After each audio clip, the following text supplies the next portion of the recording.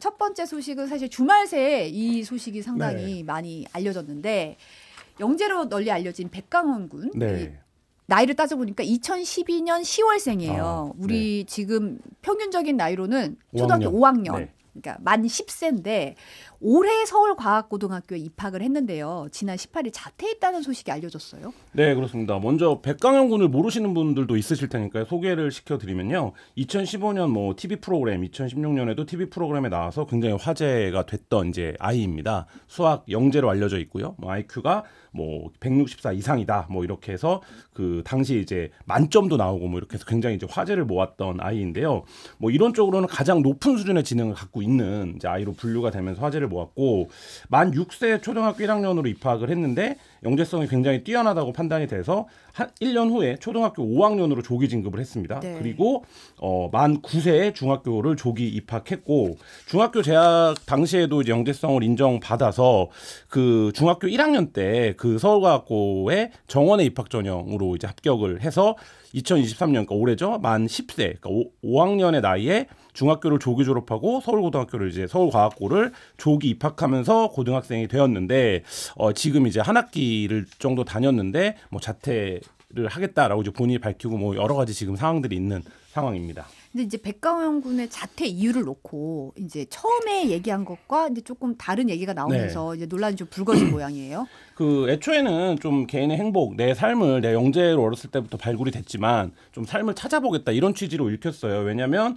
본인이 이제 유튜브 채널을 통해서 본인이 그러니까 18일입니다. 지난 문득 이제 문제를 푸는 기계가 되는 나를 발견했다. 뭐 작곡도 하고 싶고 보드 게임도 만들고 싶다. 창의적인 활동을 하고 싶다라고 얘기를 하면서 1학년을 함께 해준 형 누나들한테 감사 인사를 전하고 뭐 태권도 학원도 다니면서 수능 준비를 하겠다라고 하는 이제 영상을 올렸어요. 근데 이것만 보면 뭐 저도 저희 집에 사는 아이도 영재가 아니어서 영재의 삶이 어떤 것인지는 잘 모르지만 그렇죠. 사실 이런 이제 평범한 삶을 나누고 싶은 욕망 같은 것들이 이 나이 아이에게 당연히 있을 거잖아요. 만 10세면 하고 싶은 게 막 50가지, 100가지 정도 될 나이잖아요. 그렇죠. 사실. 네. 그런 상황에서 이제 이런 그런 것들을 잠깐 본인의 영재성이 너무 탁월하지만 접어두고 일상적인 생활로 돌아가려고 하나 보다라고 했는데 이틀 후에 같은 채널에 이제 자신의 아이와 관련해서 치가 떨리는 협박 메일을 받았다라는 이제 영상이 올라오고 이게 이제 결국에는 그 어떤 선배 마음이라고 알려진 그러니까 서울과학고를 다니는 다른 학부모인 것으로 알려진 그 사람이 메일을 보냈는데 이 부분을 보고 이제 이 백강원 군의 아버님이 사실은 우리 아이가 학폭을 당해서 과학고를 자퇴하려고 하는 것이다라는 이제 폭로를 예고하면서 굉장히 좀 일파만파 그 사건이 커졌는데요. 뭐 그 받았다는 메일의 내용은 이런 겁니다.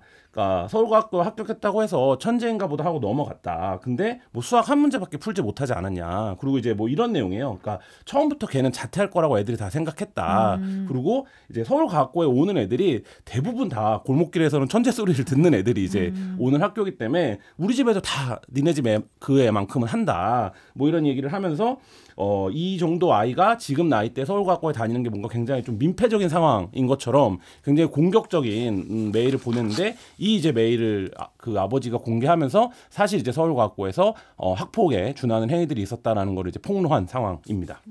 사실 평균적인 진학으로 따져 보면 6살 정도 차이가 나는 어린 동생인 거잖아요. 초등학생이고 고등학생이고. 근데 이 아이를 상대로 학교 폭력이 발생했다는 게 저는 좀 충격적이었거든요. 어떤 내용이 있었죠? 그러니까 아버지에 따르면 이제 같은 동급생들이죠. 나이는 차이가 나지만 동급생들이 네가 이 학교에 있는 게 사람들을 기만하는 거다. 그러니까 이게 뭐라 그럴까요? 그러니까 이 아이에게 너는 천재로 알려져 있지만 넌 천재가 아니다. 뭐 이런 얘기를 이제 노골적으로 일주일에 2-3번씩 지속적으로 썼다는 거예요. 네. 그리고 이제 이 서울과학고의 이제 교육 과정 특성상 조별 과제를 해야 되는 일이 많은데 이 조별 과제를 할 때 이제 백강연이 있으면 한 사람 없는 거나 마찬가지다. 그 조는 망했다. 이런 얘기들을 했다라는 거고 특히 이제 조별 과제에서 어떤 점수를 받거나 퍼포먼스를 내려면 뭔가를 그러니까 참여를 하고 적극적으로 활동을 해야 되는데 어느 정도 내가 이런 역할을 해야 되는 거죠. 그렇죠. 근데 이 이제 백강한 군이 포함된 조에서는 이 백강한 군은 발언권도 없고 아무 일도 시키지 않고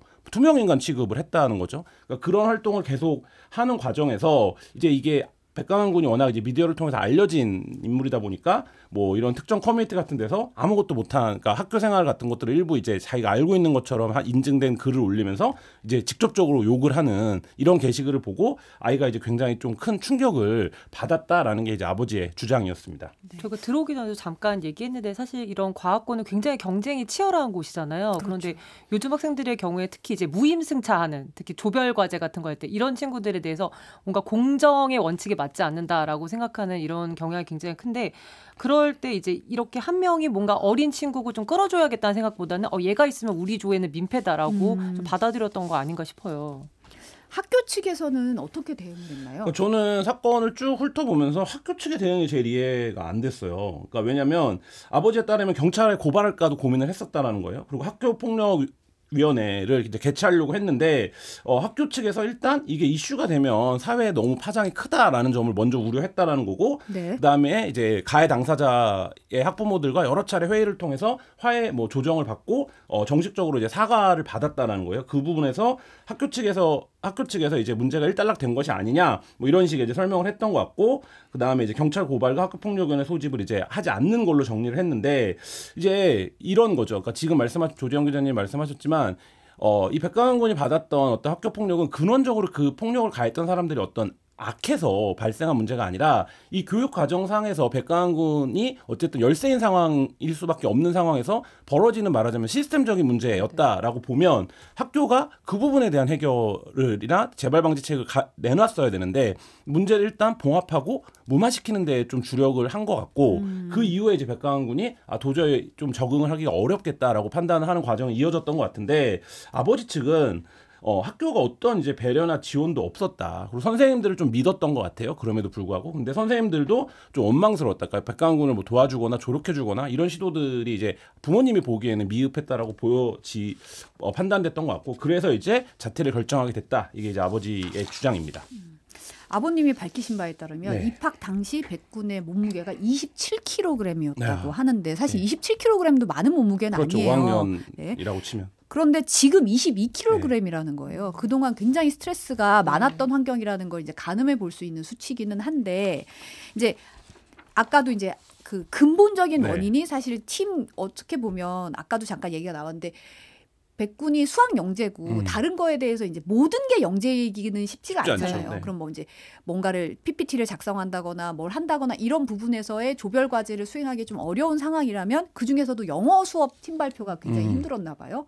그래서 학교 측에 영어 수업 팀 발표만이라도 감점을 감수할 테니 좀 방식을 바꿔서 네. 해주는 게 어떠냐라고 요청을 했는데, 학교 측이 어렵다고 했다는 거잖아요. 네, 그 부분인데요. 그러니까 팀별 과제에서 좀 혼자 발표를 하게 해달라, 감점을 감수하겠다라고 얘기를 했고, 근데 이제 학교 측에서는 그 부분에 대해서 좀 이 대답도 좀 충격적이었는데, 견디는 것도 과정의 하나다 이런 얘기를 했다고 해요. 그러면서 이 학교 시스템을 한 명을 위해서 바꿔줄 수는 없다라는 건데, 뭐 서울과학고 나온 분들 뭐 확인되는 거 100% 확인된 건 아니지만 얘기를 들어보면 기숙사에 머물면서 이 팀별 과제 준비를 굉장히 이제 치열하게 한다고 해요. 근데 이 백강환 군은 지금 알려진 바에 따르면 좀 통학을 했던 것으로 보이거든요. 그러면 기본적으로 준비하는 과정에서 이제 소외가 될 수밖에 없고, 그 소외가 결국에는 어떤 퍼포먼스를 하는 데 있어서의 배제로 이어지는 과정이었기 때문에 이제 그 부분을 감수하고 혼자서라도 발표를 할 수 있게 해달라 이렇게 요청을 했던 것 같은데, 뭐 그 부분을 학교가 일단 수용해주지 않은 점, 그러면 이제 그런 의문이 들죠. 그러니까 지금 말씀하셨지만 기본적으로 물리적 연령이 어리다라는 여러 가지, 그러니까 그 연령대에서는 특히 더 한계를 포함하고 있는데,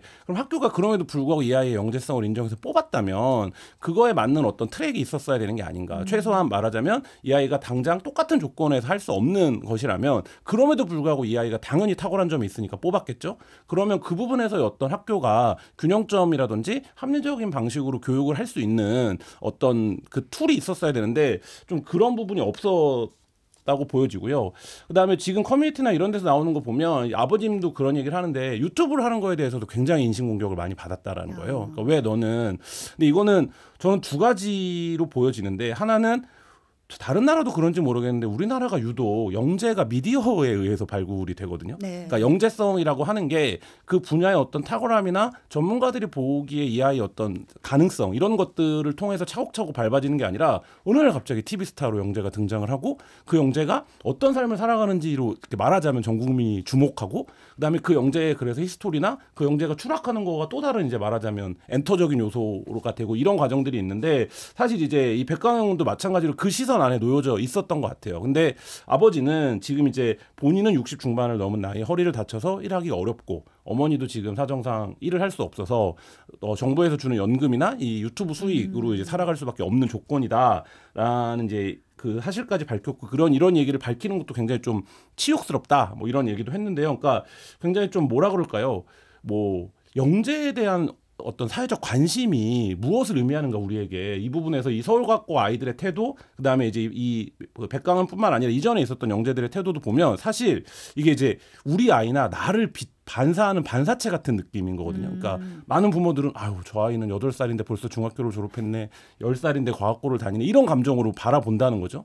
그리고 같은 이제 또래가 된 얘가 이제 말하자면 월반을 하거나 조기 진학을 해서 올라온 아이들은 네가 그렇게 잘해? 나도 잘하는데 이런 그 감정으로 이제 바라보기 때문에 사실 거기서 이제 굉장히 복잡한 멘탈적인 소외나 어떤 이제 정신적으로 이제 그거를 이제 조력해줄 무언가가 필요한데 사실 이제 그 부분은 비워진 채 영재가 이제 딱 어떤 트랙에 던져지고 특히 아까도 말씀하신 것처럼 이 아이는 이제 수학 영재였단 말이죠. 그러면 언어적인 부분이라든지 다른 부분들에서 이 아이가 당연히 이제 서울과학고에 온 애들도 아까 말씀드렸듯이 뭐 학교에서 다 전교 1등하고 골목길 천재들인데 부족할 수밖에 없는데 이제 그런 부분들이 감안되지 않은 채 그냥 이제 이렇게 교육 시스템 안에 놓여져 버리는 그래서 결국에는 그 19살 때까지 차곡차곡 밟아서 올라간 애들이 보는 시험에서 이 아이가 어린 나이에 얼마나 좋은 성적을 낼 수 있느냐를 마치 그 중계 보듯이 보는 관점 뭐 이런 것들이 복합적으로 좀 이 영재 관리라는 게 굉장히 중요하다면 이 부분에 대해서 좀 실패를 좀 보여주고 있는 사례가 아닌가라는 생각이 듭니다. 김한 기자님 말씀하신 것 중에 그 학교 시스템 얘기를 하셨는데 사실 서울과학고 같은 경우에 뭐 조기 입학, 조기 졸업 이런 것도 많이 이루어지는 시스템이잖아요. 그러니까 경쟁과 여기서 이제 잘하냐 못하냐를 강조하다 보니까 네가 견디는 것도 과정이야라고 하는 게 학교에서는 뭔가 공정과 정의의 원칙에 맞는다라고 생각했을지 모르지만 예를 들어 이 백강경 군 같은 경우에는 체육 수업을 동급생들과 같이 이제 진행할 수 없는 거잖아요. 그것처럼 6살이나 어릴 때는 한두 살이 아니라 이 아이가 뭐 20kg대밖에 안 되는 이렇게 한창 성장기에 있는 아이인데 그런 거에 대해서도 마치 하나의 원칙만 강조하면 학교가 되게 공평한 것처럼 생각했던 게 가장 큰 문제였던 것 같고 그 명제를 미디어에서 발굴한다는 게 너무 와닿는 얘기였던 게 저희가 영재는 한국의 영재가 정말 수많은 영재가 수십 년간 저희가 미디어를 통해서 봤습니다만 딱 그 결과도 저희가 미디어를 통해서 보잖아요. 그렇죠. 성공시나 아니면 굉장히 추락해서 저기 인간극장에 나올 법한 어떤 휴먼 다큐. 그러면 사람들이 성공시나 와, 저 사람은 역시 대단하다. 아니면 비극적인 과정으로 이제 끝나게 되면은 뭔가 거기에서도 나름 뭐 알지 못하는 좀 안도감이 있는 것 같아요. 뭐 천재도 별 수 없네. 좀 이게 좀 미디어를 통해서 과하게 소비되면서 우리가 정말 이 친구들이 끝까지 잘 자라날 수 있게 해주는 어떤 시스템적인 지원보다는 그냥 한 번 팍 띄워준 다음에 한참 뒤에 봤더니 이렇게 됐네. 이걸로 끝나는 게 가장 큰 문제 아닌가. 또 하나는 이번 사태에서도 저희가 주호민 씨 사태에서도 봤지만 이렇게 이 처음에 썼던 선배 맘도 나중에 사과를 하면서 했던 얘기가 자기가 직접 겪은 것도 아니고 주변 학부모들이 강영구는 이렇게 얘기하더라. 그냥 듣고 그렇게 쓴 거예요. 이게 어떤 일방의 폭로, 약간 2차 가해성의 성격이 있는데 그냥 잘 알지도 못하면서 폭로하고 이게 이슈가 되고 좀 이런 거에 대해서 너무 무감각한 거 아닌가라는 생각도 들더라고요. 그러니까 사실은 이제 뭐 외국 같은 사례는 보통 아이의 영재성을 선생님, 담임 선생님이 많이 보고를 해서 영재교육 시스템 안에 넣는 경우가 많다고 들었어요. 그런데 우리나라는 좀 어떻게 보면 미디어라는 것도 있고 이게 어떤 정규 교육이 있고 영재 교육을 받아야 되는 이유가 뭘까를 생각해 보게 되더라고요. 영재 교육이 필요한 건 이 아이에게 필요한 적기 교육을 제대로 그 시간에 해서 이 아이가 다른 애들과 똑같은 수준의 교육을 받기보다 좀 많은 시간에 더 발전된 걸 하고 이 아이의 미래와 또 국가의 미래와 여러 가지에 좀 발전 이바지할 수 있는 기회를 주기 위해서 사실은 그 과학고라는 곳이 세금으로 운영되는 곳이고 그렇죠. 영재교육 시스템의 최고봉에 올라가 있는 곳이잖아요. 근데 어떻게 보면은 그 시스템 안에서 이 아이에게 기회를 주지 못한다면 우리나라의 교육 시스템은 어떻게 흘러가고 있는 거라는 약간 근원적인 질문이 좀 나오긴 하더라고요. 그러니까 결국에는 우리나라의 여러 가지 교육 시스템의 문제가 규결되는 게 입시 문제인데, 그러니까 말하자면 말씀하신 대로 영재들이 가장 많은 영재들을 교육하는 기관조차도 결국엔 대학 입시를 위해서 복무하는 어떤 하급 기관 되어 버렸기 때문에 사실 최근에 이런 말하자면 과학고라든지 이런 학교를 그만두는 대부분의 아이들의 이유가 뭐냐면 의대 진학 때문이거든요. 의대 진학에서 불이익을 주기 시작하니까 이런 학교를 이제 스스로 자퇴하는 경우가 굉장히 많은데 이게 비극인 거죠. 그러니까 사실 이 부분에서 결국엔 그래서 이 아이도 왜 서울과학고의 그 시스템에 적응하려고 했느냐, 결국엔 그 학교를 졸업해서 뭐 좋은 대학에 가기 위한 거였는데, 그러면 이 아이가 뭐 4살 5살 때 이미 수학 영재 판정을 받을 정도로 특정 분야에서 탁월성을 갖고 있는데 이 아이에게 과연 그러면 대학을 간다는 건 무슨 의미인가? 이 코스를 밟아서 이런 질문이 되는데, 지금도 많은 영재들이 사실 어떻게 되냐면 부모들이 막 찾아다닙니다. 영재 교육원 같은 데 우리 아이가 영재인지 아닌지 좀 봐달라고. 그래서 그중에 이제 발굴이 되면 우리 아이가 영재고 우리 아이의 성적이 나의 성적표 같은 기분에서 아이를 이제 말하자면 조력하기 시작하는 거죠. 뭐 그런 과정들에서 결국엔 그러면 우리 아이의 성적이 나의 성적인 같은 거에 최고의 만족감은 어디서 오는 거냐면 결국엔 남들이 보기에 좋은 대학을 가는 거죠. 그러니까 이 과정에서 과연 영재라고 하는 말이 우리 사회에서 어떻게 쓰여지고 있는가, 이걸 좀 근본적으로 짚어봐야 될 것 같고, 아까 저는 그 선생님이 했다는 말, 조지영 기자님도 말씀하시면 굉장히 인상적인데, 버티는 것도 견디는 것도 과정이다. 그게 우리가 입시에서 수도 없이 듣는 얘기 아닙니까? 그렇죠. 예. 근데 이 영재에게조차도, 그러니까 말하자면 이 아이는 이미 그거를 넘어서는 어떤 창의적이나 특별함이 있는 아이인데 이 아이에게조차도 너 여기서 견뎌야지 되는 거야. 이게 결국엔 무엇을 의미하는가? 이 아이의 영재성 우리가 받쳐주는 교육 시스템을 갖고 있는가를 서울과학고 갖고 있었는가를 좀 단적으로 보여주는 말이 아니었나 싶습니다. 저는 진정한 영재를 발굴하는 시스템은 굉장히 빈약한 반면에 우리가 영재라는 단어를 너무 남발하는 게 저는 일반 학교에 왜 영재학급이 있는지가 잘 이해가 안 되는 측면이 있거든요. 저희 애가 다니는 학교에도 그 영재 교육을 하는 과정이 있는 거예요. 근데 사실은 그게 진정한 영재는 아니고 그냥 뭐 수학과학 시험 보고 조금 잘하는 또래 중에 조금 잘하면은 이제 뭐 4, 5, 6학년 때 배우는데, 영재라는 말을 들으면 일단 부모는 기분이 좋거든요. 우리 애가 영재학급을 가서 교육을 받고 예를 들어 대학교에서 부설된 영재교육원 들어가면 기분이 좋거든요. 근데 결국에는 말씀하신 것처럼 그렇게 해서 궁극적인 목표는 대학 좋은 데 가는 거예요. 그러니까 대학 입시라는 그 하나의 목표를 위해서 우리 애는 영재네라는 좀 과한 그런 그 용어를 남발하면서 진정한 영재에 대한 지원은 오히려 사라진 거 아닌가 싶기도 하고요. 사실 영재 학급에 선발되기 위해서 영재 교육원에 가기 위한 선행 학원도 상당히 많죠. 네. 상당히 많죠. 상당히 많고.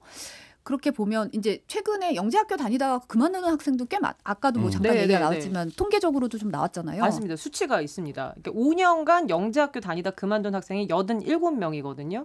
이게 뭐 공식 사이트랑 학원가에서 나오는 게 있는데 올해 7개, 그러니까 올해 기준입니다. 올해 이제 7개 영재학교에서 뭐 전학을 가거나 아니면 학업을 중단한 학생이 18명이에요.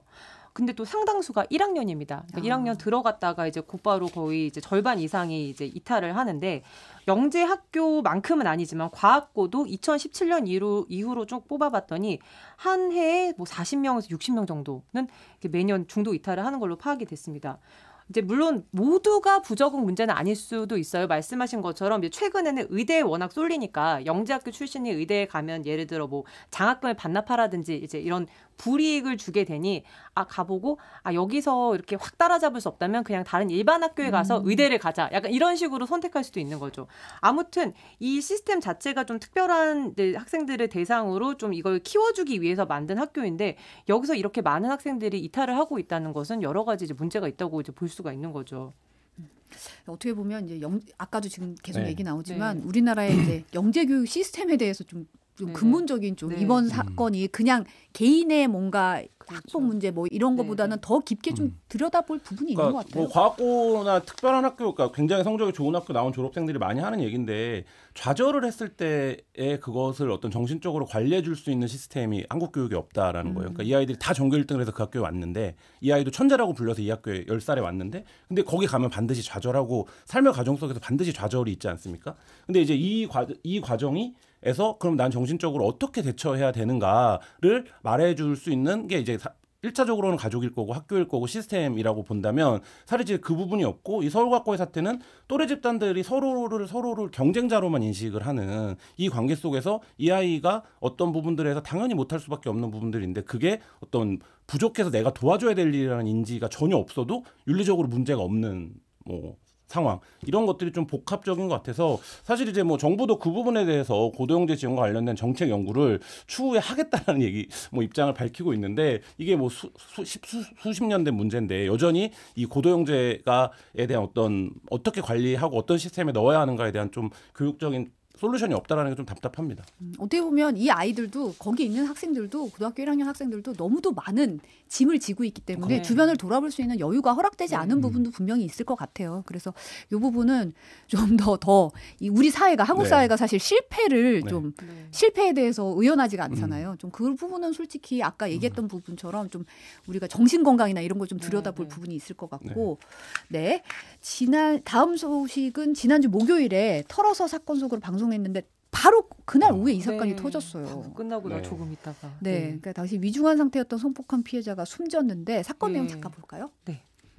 그 최근 한 달 사이죠. 우리 신림역, 서현역 흉기 난동. 그런데 거기에 이어 또다시 서울 도심 강력범죄가 발생을 했습니다. 이건 성폭행 사건이었죠. 이제 관악구 신림동의 등산로 인근 비탈길, 뭐 둘레길이라고도 하는데 여기가 뭐 등산로에서도 한 4, 5m밖에 안 떨어져 있고 주택가에서도 한 100m 정도밖에 안 떨어져 있는 아, 곳이에요. 네. 그러니까 인적이 드물지 않은 곳인데 지난주 목요일 저희가 낮 한 12시쯤에 등산객 한 분이 112에 신고를 합니다. 여자가 살려달라고 비명을 지른다.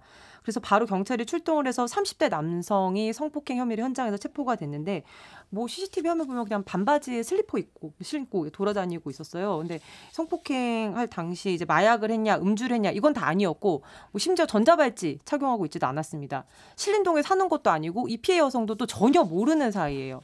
본인이 사는 데는 금천구 독산동인데 일단 집에서 성폭행을 계획하고 나와서 이 주변을 이렇게 한참 돌다가 범행 대상을 물색하고 그러다 이제 피해자를 발견하고 성폭행을 시도를 한 겁니다.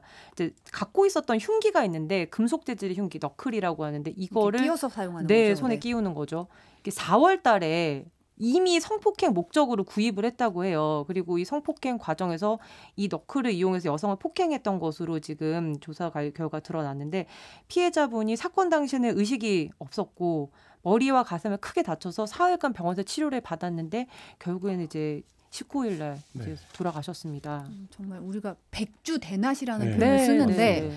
정말 주거지랑 별로 멀지 않은 백주대낮에 이런 너무도 끔찍한 사건이 일어나가지고 다들 너무 충격을 받으셨던 것 같아요. 어제도 저도 이제 와이프랑 저녁에 이 사건 얘기를 하다가 저 와이프도 이제 그런 얘기를 하더라고. 이런 상황이 누구에게나 사실 닥칠 수 있는 거잖아요. 저희도 이제 집 뒤에 뭐 산책로나 이런 데 많이 다니는데 네. 혼자서도 가고. 근데 이제 대처가 불가능한 상황이 되는데 그거에 대한 어떤 근원적인 공포가 연달아 사건이 지금 터지면서 좀 해소되지 않고 오히려 더 그런 데를 이제 아예 가지 말아야 되나? 뭐 이런 상황까지 가고 있는 것 같습니다. 저도 아침에 새벽에 좀 일찍 눈 뜰 때면 네, 이제 혼자 네. 나와서 이제 집 밖에 이제 공원 같은 데 돌아다니는데 이제 산책을 쭉 네. 한 바퀴 산책이, 도는데 그제는 이 사건을 보고 나니까 일찍 눈이 떠졌는데 그냥 어떻게든 자든지 그냥 집에서 좀 있자라는 생각이 네. 불현듯 들더라고요. 네. 그러니까 그게 어떻게 보면 자유가 이게 그냥 그 부분이 사라지는 거잖아요. 그러니까 사회적으로 심각한 위축이 발생하고 있는 상황인데 사실 치안이나 이런 데서 뭐 주정 기자님 여러 번 소개해 주셨지만 사실 이제 대책을 마련하겠다고 했는데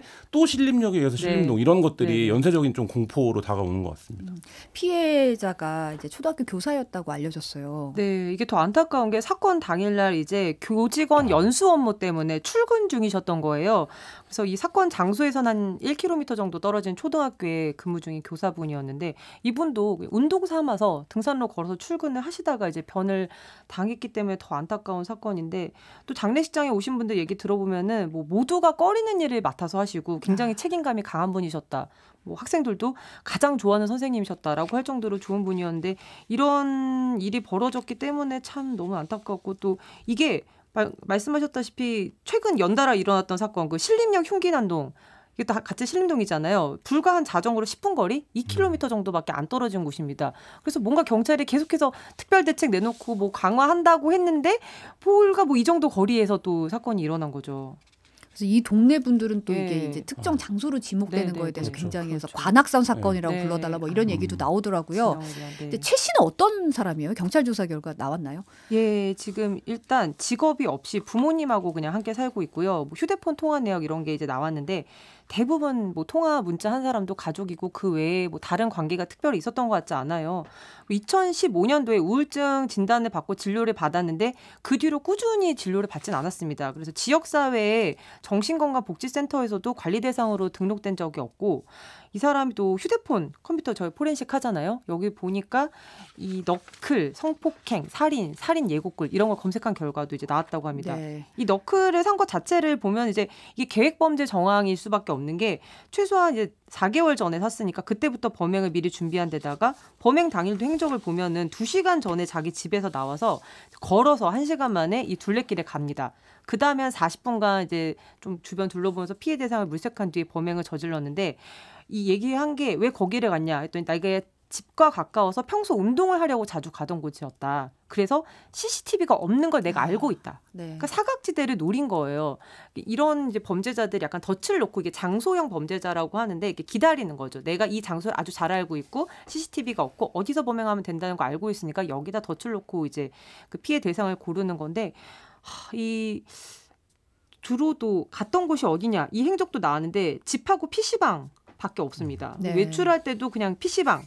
인근 PC방인데 한 PC방에 가봤더니 거의 2년 가까이 매일같이 가서 하루에 막 6시간씩 게임을 했다고 해요. 그러니까 이게 뭐 게임이 문제다라기보다는 그만큼 어떤 다른 사람과의 정상적인 인간관계 뭐 이런 게 잘 대인관계가 형성이 안 돼 있었던 거죠. 네. 그래서 결국 피해자가 숨졌기 때문에 이 사람에 대한 혐의도 강간상해 이거는 이제 무기징역까지밖에 안 되는데 최고 사형까지 가능한 강간살인으로 변경이 됐습니다.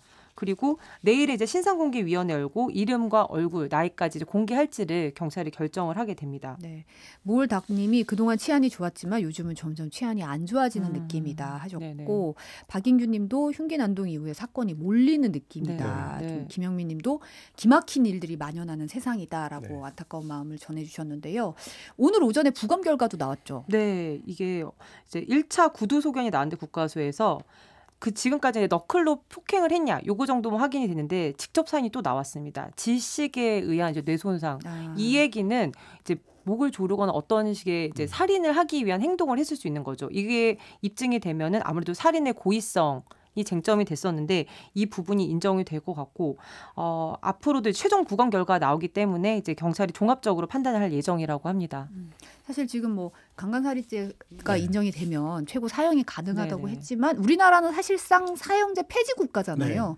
요런 흉악범죄 좀 많이 늘어나면서 사형제 부활해야 되는 거 아니냐 뭐 이런 의견도 나오더라고요. 이런 사건이 날 때마다 이제 분노 여론이라고 부르는데 이 분노가 결국엔 그런 나쁜 놈들을 엄벌해야 된다. 강하게 엄벌해야 된다. 네. 최고수의 어떤 양형을 줘야 된다. 이게 이제 사형제가 있어야 이런 애들한테 더 큰 어떤 그 책임을 물을 수 있다. 이런 여론인데요. 말씀하신 것처럼 1997년 12월 이후에 우리나라는 사형 집행을 하지 않고 있습니다. 네. 지금 이제 사형수 59명이 여전히 수감 생활을 하고 있는 상황이고요. 네. 실제 이제 사형을 선고하는 사례도 굉장히 드물어졌어요. 예전에는 사형을 집행하지 않더라도 경각 차원에서 최고형을 선고하기도 했었는데 네.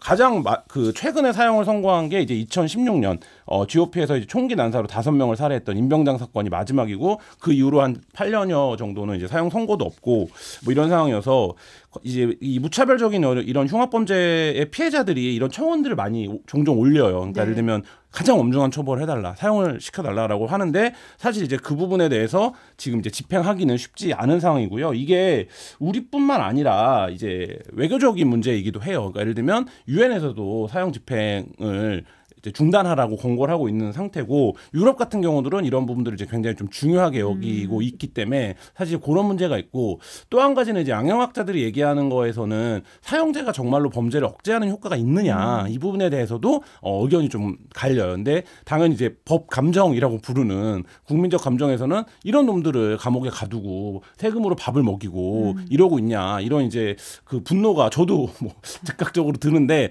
사실 이게 사형제도를 부활시키거나 아니면 사형을 집행해서 해결할 수 있는 문제인가 이 부분은 조금 더 고민이 필요해 보이고요.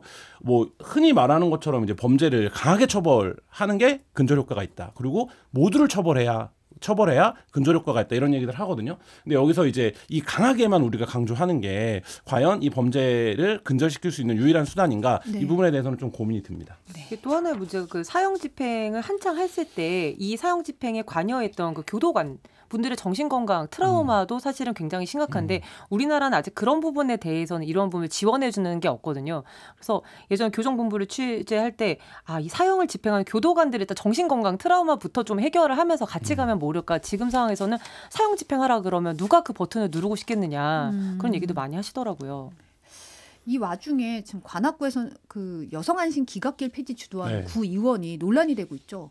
네, 그렇습니다. 뭐 여성안심 귀갓길이라고 보신 적 있을 거예요. 길 가운데 이렇게 표시가 있는 건데 이거와 관련해서 관악구의 최인호 의원이 본인 SNS에 이 귀갓길 관련된 예산 7,400만 원을 전액 내가 삭감했다 하면서 이 논리가 뭐냐면 이 길은 여성들의 귀가만 보호하는 게 아니냐. 그러면 남성들은 소외되는 게 아니냐. 그래서 내가 이거를 폐지했다. 이런 이제 논리를 펼쳤는데, 그러니까 이 부분과 관련해서 이제 뭐 여러 언론들이 확인을 해보니까 이제 이런 주장들이 제기가 돼서 의회에서 이 부분에 대한 이제 주간 사업처만 일단 옮긴 거고, 뭐 이렇게 지금 해명은 되고 있는 상황인데, 저는 이 논리가 굉장히 기만적이고 도단적이라는 생각이 드는데, 사실 이게 말하자면 사회적으로 더 범죄에 취약한 약자를 보호하면 당연히 그게 최저선이 돼서 다른 말하자면 뭐 이건 여성과 남성밖에 없다라고 치면 남성도 안전이 보장이 되는 거잖아요. 근데 이제 그 부분에 대한 취지를 구의원씩이나 되는 사람이 이해하지 못하고 이거에 여성이라고 하는 어떤 단어가 들어갔다고 해서 이건 여성들만을 위한 예산이니까 내가 폐지시켰다라는 거를 마치 자기 치적인 것처럼 홍보하는 게 어떤 인식의 발현인지 저는 좀 납득이 안 가는 상황입니다. 저는 그리고 이게 구의회에서 뭔가 정상적으로 예산이 통과가 되고 그다음 본회의까지 통과됐다는 게 더 어이가 없었는데 이런 주장을 대놓고 회의에서도 했는데 다른 구의원들이 거기에 동조를 하고 이게 통과를 시켜준 거잖아요. 그리고 결과적으로는 본인은 막 이걸 내가 폐지했다, 뭐 전액 삭감했다, 본인의 치적으로 홍보를 했지만 실제 관악구청에 확인해봤더니 그냥 소관 부서만 여성가족과에서 도시계획과로 바뀌었기 때문에 사실은 이분이 뭘 한 것도 없어요. 그런데도 자기가 이걸 일방적으로 내가 이렇게 했다라고 홍보가 가능했다는 거, 그런 것도 참 사실 생각해보면 웃긴 것 같아요. 어떻게 보면 이제 약자를 위한 거니까 이 안심길이 모두를 위한 안심기각길이 돼야 되는 거고 사실 최근 사건에서도 꼭 여성만 피해자가 있었던 것도 아니기 때문에 모두가 위해서 좀 치안이 다들 걱정될 때는 이럴 때 이런 예산과 CCTV 아까도 사각지대 노렸다 그랬잖아요. 이런 부분에서는 얘기를 해야 되는데 이것까지 갈라치기를 해서 남녀 문제를 거론하는 게 참 좀 답답하더라고요. 이런 식으로 이제 이게 홍보가 된다고 생각했다는 것 자체가 좀 답답하다는 생각이 들었고, 근데 이제 문제가 현장 치안 강화하겠다 이렇게 하면 그거 누가 하냐? 위에서야 강화해라 하면 끝이지만 순찰 더 많이 돌고 하려면 이제 인력이 필요한 건데 결국. 근데 보니까 순경 경장 경사 계급이 대규모 결혼이라고 얘기를 하더라고요. 네, 지금 사람이 부족합니다. 현장에 나가실 분이 지금. 뭐 경찰이 무기한 특별 치안 활동을 선포를 해서 지금 뭐 24시간 순찰한다 이러는데 일단 하나는 이런 측면이 있는 게 특별 치안 활동을 하면은 오히려 또 다른 치안 공백이 생긴다라는 지적이 있어요. 예를 들어서 이제 전에 사건이 났던 서현역을 집중 순찰한다. 그럼 범죄자들 입장에서는 시간과 장소를 다른 데로 옮기면 그만이거든요. 그래서 모든 예고글이 일일이 다 대응할 수 있냐? 이것도 아닌 게 지금 최근 한 달간 온라인에 뭐 흉악범죄 예고글 400건이 넘는데 붙잡힌 사람은 절반도 안 됩니다. 192명이고요. 20명은 구속이 됐는데 절반 이상은 아직 잡지를 못했어요. 그리고 가장 중요한 건 1차적으로 지역 치안을 책임지는 곳은 지구대랑 파출소인데 그럼 여기 있어야 되는 실무 담당 순경, 경장, 경사 다 지금 정원보다 부족하고 심지어 순경은 서울의 경우에는 정원 대비해서 절반, 그러니까 정원이 9,500명인데 4,900명 밖에 없습니다. 그럼 어디에 있냐? 우리 경위 파출소장이죠. 파출소장 이상 직급은 정원보다 많아요.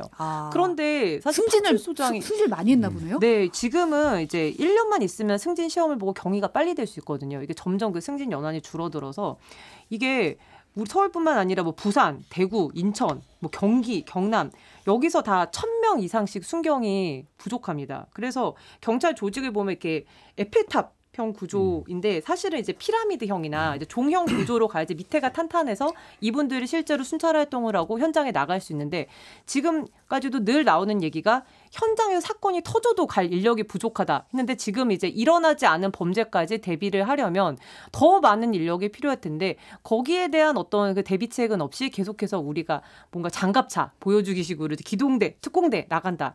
이게 오히려 현장에서는 기존 업무보다 더 업무 부담이 더 강해지면서 더 뭔가 일이 제대로 돌아가지 않을 수 있는 다른 어떤 곳에서는 시스템이 느슨해지고 또 다른 문제가 발생할 수 있는 가능성이 있는 겁니다. 이제 전에 이제 승재훈 박사님 나오셔서 그 얘기하셨는데 지금 우리나라가 이런 범죄에 흉악 범죄가 열리는 그 약간 문턱에 와 있는 것 같다는 얘기를 하시더라고요.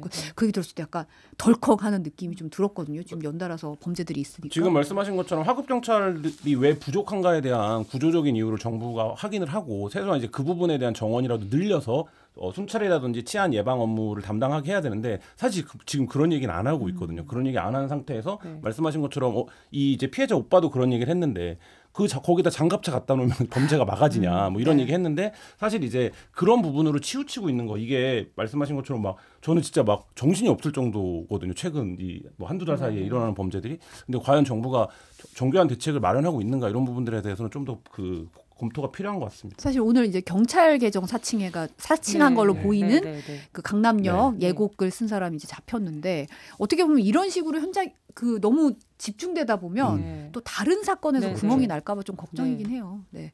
오늘 말씀 여기까지 듣겠습니다. 털어서 사건 속으로 MBC 조재현 기자, 한겨레 신문 김한 기자였습니다. 오늘 두 분 감사합니다. 네, 감사합니다.